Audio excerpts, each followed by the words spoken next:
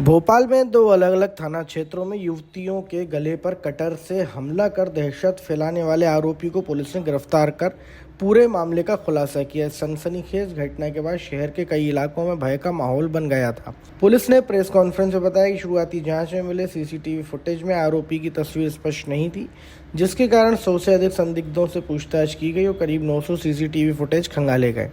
साथ ही 600 पुराने बदमाशों का रिकॉर्ड भी जांचा गया और इस तरह की घटनाओं का पुराना डाटा खंगाला गया। दोनों फरियादियों के बीच कोई संबंध नहीं होने से मामला चुनौतीपूर्ण बन गया था। जांच के दौरान एक युवक से विवाद में मोटरसाइकिल का मास्क टूटने का सुराग मिला, जिससे पुलिस को अहम जानकारी मिली और आरोपी तक पहुंच बनाई गई। अयोध्या नगर इलाके से पकड़े गए आरोपी की पहचान देवेंद्र अहिरवार निवासी सागर के रूप में हुई। उसके खिलाफ 2014 में सागर में 5 अपराध दर्ज हैं और भोपाल के पिपलानी थाने में भी लूट व चोरी के मामले कायम हैं। घटना की गंभीरता को देखते हुए भोपाल पुलिस ने आरोपी पर 30,000 रुपये का इनाम घोषित किया था। प्राथमिक पूछताछ में आरोपी ने बताया कि वह आपत्तिजनक वीडियो देखता था, निजी जीवन में विवाद और पत्नी से झगड़े के बाद गुस्से में अनजान युवतियों को निशाना बनाता था। पुलिस के अनुसार आरोपी विकृत मानसिकता का है और नशे का आदी भी है। 2014 के बाद 2026 में उसने फिर वारदात को अंजाम दिया और आशंका है कि इस बीच उसने अन्य घटनाएं भी की होंगी। फिलहाल आरोपी को 2 दिन की रिमांड पर लेकर पुलिस उससे पूछताछ कर रही है और मामले की आगे जांच जारी। कोई संपर्क नहीं था जिस पे उसने हमला किया और जो पीड़िताएं थी उनका भी आपस में कोई संबंध नहीं था। वो रैंडम जो है वो अचानक जो है किसी महिला या लड़की को देख के और उस पे वारदात की। इसके मोबाइल में कुछ मिला है कि साइको है ये कुछ नहीं, मोबाइल में जो है उसके कुछ ऐसे कंटेंट मिले हैं जो मैंने आपको बताया, जिससे उसकी मानसिकता, विकृत मानसिकता पता चलती है। सर, सागर में भी इसने घटनाएं करी है, भोपाल में भी कुछ ऐसी हैं जो बिल्कुल सीरियस हुई या खतरनाक हुई, इस तरह का कोई बात? वो हमने एसपी साहब सागर से हमने अभी कम्युनिकेट किया था। उन्होंने जो है वो इस तरीके की माने धारदार हथियार से हमला करने की घटनाएं बताई हैं। अभी इससे और पूछताछ होगी कि क्या इसने 2014 के बाद से फिर ये इसने अभी 2026 में वारदात की है, इस बीच में ये किस किस शहर में रहा, वहाँ हम सभी जगह पता करेंगे कि इस तरीके की और कोई वारदातें अगर इसने की होंगी, जिनकी संभावना बहुत अधिक है कि इतने समय तक एक व्यक्ति बिल्कुल खाली बैठा हो फिर अचानक 26 में वारदात करे, तो वो अब आगे इस पे इन्वेस्टिगेशन ये लोग करेंगे। चार जो अयोध्या नगर की एक है, 3 पिपलानी।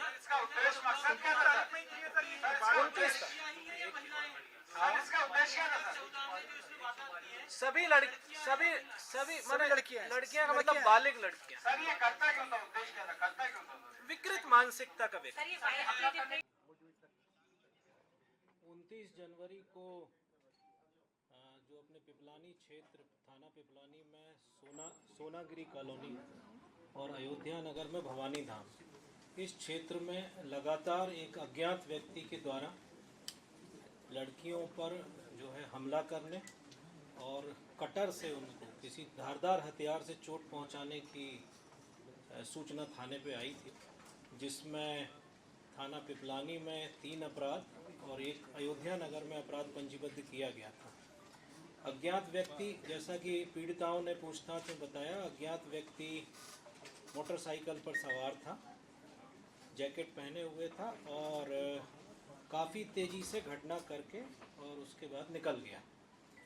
लड़कियों को तत्काल जो भी मेडिकल मदद पहुंचाई गई। इसके बाद चूँकि घटना बहुत सनसनीखेज थी, इसलिए तत्काल इसमें एडिशनल डीसीपी गौतम सोलंकी, जो कि जोन 2 के एडिशनल डीसीपी हैं, और एडिशनल डीसीपी क्राइम ब्रांच के शैलन चौहान, इन दोनों के नेतृत्व में लगभग 40 टीम इसमें काम कर रही थी, अलग अलग।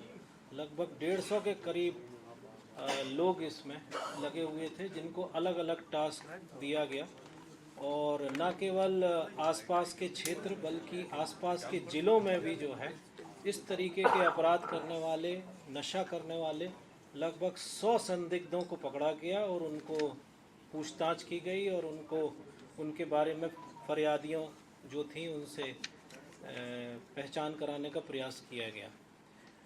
फिर भी उसमें पुलिस को सफलता के नज़दीक पुलिस नहीं पहुंच पा रही थी।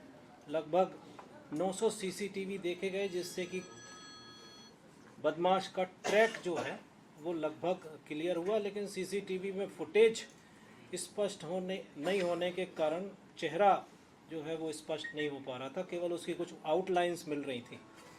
उसके बाद में फिर स्केच बदमाश का बनवाया गया और वो स्केच से फिर और तलाश उसकी सघन की गई। इसमें फिर जो पुराने रिकॉर्डेड बदमाश थे उनको भी टच किया गया, उनके बारे में भी मुखबिर मामूर किए गए। हम लोगों का बहुत ज़्यादा शंका इस बात पे थी कि ये कोई नशा करने वाला व्यक्ति भी हो सकता है और कुछ महिलाओं को लेके भी कोई इशू हो सकता है इसके अंदर। ये जो जितनी भी फरियादी थी इनमें आपस में कोई संबंध नहीं था, इसलिए और सारे एंगल जो है वो इन्वेस्टिगेशन के लगभग ख़त्म हो गए थे। इन्हीं जो मैंने जो लाइन बताई उसी पे हम लोग जो है वो काम कर रहे थे। इसी दौरान कल रात में जो है एक सूचना हमें बहुत ही विश्वस्त जानकारी मिली और उस पर जो पुलिस की टीमें लगी थी उन्होंने उसको वेरीफाई किया और एक संदिग्ध व्यक्ति को हमने कोच फैक्ट्री जो अयोध्या नगर बाईपास के पास है वहाँ से हमने उस व्यक्ति को पकड़ा। इसके पहले एक और महत्वपूर्ण घटना हुई थी कि एक लड़की से घटना करते समय उसका एक साथी आ गया था, तो उससे इसका मैन हैंडलिंग हुई थी, तो उसने हमें इस जो है वो उसका हुलिया और उसमें काफ़ी मदद मिली थी। और जब वो उससे झगड़ा हुआ तो मोटरसाइकिल जो इसकी थी वो उसमें सामने वाला जो वो रहता है उसका क्या कहलाता है मास्क, वो टूट गया था। तो एक हम लोग ऐसी मोटरसाइकिल की भी तलाश कर रहे थे कि जिसका मास्क टूटा, तो वो मोटरसाइकिल उस व्यक्ति के पास जिस संदिग्ध को पकड़ा गया सूचना पे वो उसके पास से जब मिली तो हमारा शक जो है वो और पक्का हुआ। फिर जब उस गाड़ी की तलाशी ली तो उसमें एक कटर भी मिला। फिर उसको जब पूछताछ के लिए पुलिस लाई और जब पुलिस ने पूछताछ की तो उसने ना केवल 4 वारदातें यहाँ की कबूल की, वो एक बदमाश देवेंद्र अहिरवार जो कि करौन क्षेत्र में वर्तमान में रह रहा था और पूर्व में वो सागर राहतगढ़ का रहने वाला है, यहाँ पर आजकल ये जो मेशन का काम आजकल कर रहा है वो करौन में रह रहा था। जब उसके बारे में पूछताछ हुई तो ना केवल उसने 4 वारदातें बल्कि 2014 में 5 वारदात उसने सागर में भी घटित की थी जिसमें वो पकड़ा नहीं गया था, वो भी उसने कबूली। उसका भी हमने सागर एसपी से फिर कंफर्म किया। उसका जो आपको प्रेस नोट अभी जारी होगा 10-15 मिनट लगेंगे, उसमें वो सारी जानकारी है। इसके अलावा उसके पुराने अपराध भी थाना पिपलानी में पुराने अपराध भी पाए गए, चोरी और क्या कहना चाहिए लूट का भी अपराध है उस पर, और उसके अलावा उस पर मारपीट के भी अपराध हैं। और 5 अपराध वो हैं जो कि उसने पहले किए थे जो कि अनडिटेक्टेड थे, जो उसने कबूले। फिर हमने जब सागर से कंफर्म किया तो वो फिर हमें उन्होंने जानकारी दी कि ये इन अपराधों में वो चूँकि वो केस बंद हो गए थे इसके पकड़े नहीं जाने की वजह से, तो उनको भी हम अब खबर करेंगे तो वो इसको प्रोडक्शन वारंट पे ले जाके और वहाँ के केस खोल के और फिर इसके खिलाफ कार्रवाई की जाएगी।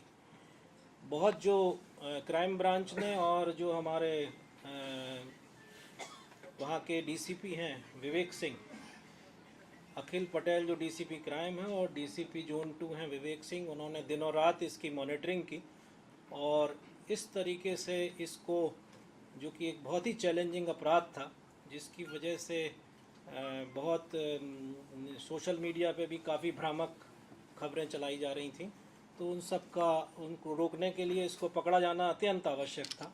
तो इनकी मेहनत की वजह से लगातार उसमें कोऑर्डिनेशन और उसकी मॉनिटरिंग सुपरविज़न की वजह से इस आरोपी को पकड़ा जाना संभव हुआ। इस पे 30,000 रुपये का ऑलरेडी आयुक्त भोपाल की तरफ से इनाम था जो कि टीम को दिया जाएगा और